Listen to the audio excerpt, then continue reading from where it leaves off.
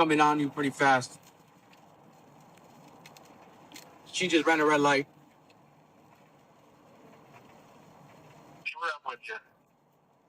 Yeah, that's a fast little car. She's right behind you now.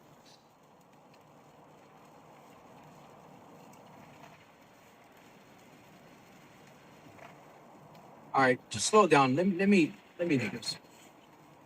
Yeah, I'm doing it. Okay. Turn on the lights. Turn on the lights. Turn on the lights. Turn on the lights. Turn on the lights. Turn on the lights. Turn on the lights. Hey, wait.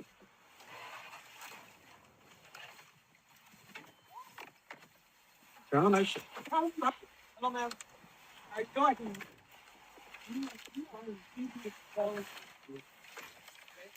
Ma'am, you're impeding with the federal investigation. We have you on camera. We actually have news reporting with a vehicle. Your case will be referred over to a Homeland Security investigation for prosecution.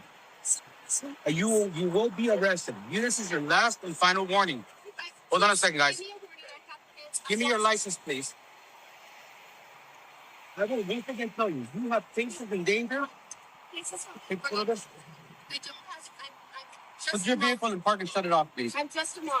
I understand, but you are impeding. Look where you are at. You are almost causing an accident. You are surrounded by federal agents. Okay, I am the deputy field office director here, ma'am. Stand by. We're running the name. We're going to refer this case over for enforcement action.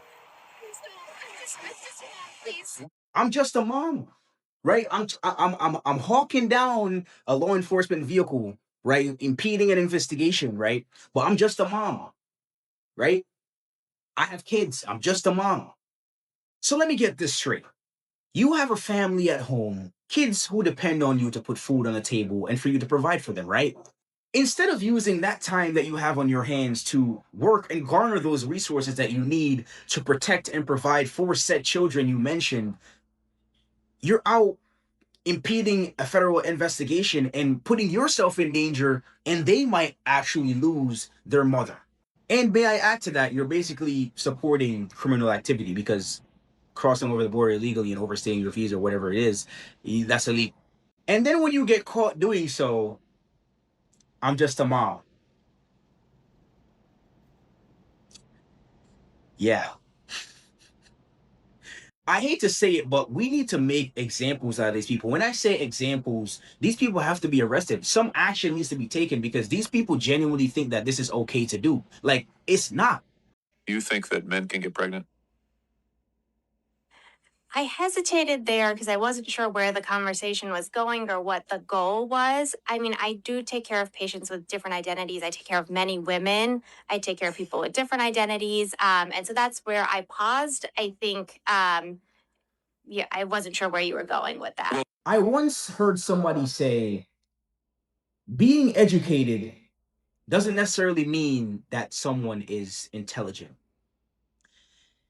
And I think I understand what they mean by that now. I always used to ask myself the question, why is it that higher educated people who have crazy degrees like doctorates, they're gynecologists, as this woman is, doctors, lawyers, why are people of higher education, right? Why are they always left leaning? I mean, you talk about a simple question that has a simple answer. I mean, you only have two options. But let's say that she believes that men can get pregnant, and the answer for her is yes. Just say yes. But us logical people know what the answer is, right? It's no. It's pretty simple, right? I mean, you don't have to be, have a 150 IQ or triple digit IQ to understand that the answer to that question is no. Men cannot get pregnant. But I really do believe that, I mean, obviously she's a gynecologist. She gets paid probably hundreds of thousands of dollars per year. But I really think that these people, they're getting paid extra to say this stuff. Because, I mean, like, the answer is no. Like, I mean, the answer is no. Like, I mean, you don't have to go to a tertiary, institution and, go through 10 years of college to answer that question, right?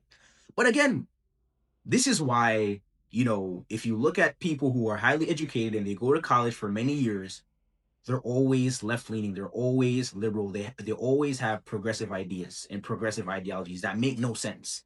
And you would think it would be the opposite, because these people are the most educated people in the country.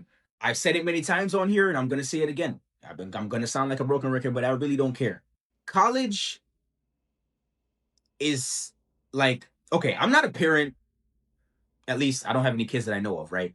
But all right, I'm just playing around. But and I don't want to tell you what to do with your children, but I would seriously consider, if your child is trying to go to college, bro. I don't know. You might have to do the online thing, because even that is not. I don't know. Whatever. They just I don't know, bro. When I woke up this morning and I saw this headline, I thought to myself, there's no way that this could be true. There is just no way on the Lord Jesus Christ's green earth that a Secret Service agent would ever leak classified information. And then I saw this video. Your badge again with your photo? It's so cute. A current Secret Service agent on Vice President J.D. Vance's security detail When he's like walking, like, where are you? We'll have at least a minute head gives away vital high-level security information to our undercover journalists. We have different shifts. Tells her about detailed future travel plans for the vice president, and even sends her pictures with location metadata revealing where the president's convoy was located, potentially violating both the Secret Service NDA and United. I mean, she is just cooked. Like, they could charge him for treason. Like, he could low-key get treason charges. Like, and that's a minimum of 10 years. Like, that's just wild. And the story gets even more fascinating, right? So listen to this. So this guy, the woman that this guy is talking to and he's releasing this information to, is actually an undercover journalist who had matched with him on Tinder. So they set up a Tinder account. I guess that the people doing the investigation, right? They set up a Tinder account, and she matched with this guy on purpose. And then they went out on a couple of dates, and she was asking him questions, seeing, if he would actually give up the information. I guess they're testing to see if people in the Secret Service are actually solid, like they're not giving up information, testing to see how loyal they will be and protect the United States of America and the two most valuable people in the country, which are J.D. Vance and, Donald Trump, because they literally, are at the top of the food chain. And he's just spilling the beans like it's nothing. Like, oh yeah, here you go. This is how many people we have in front of him. This is how many people we have behind him. We have this type of shift. We have that type of shift. Like, yeah, we're going to be in Abu Dhabi. This is exactly where the president's detail is going to be. Like, bro, like, he was just spitting it out.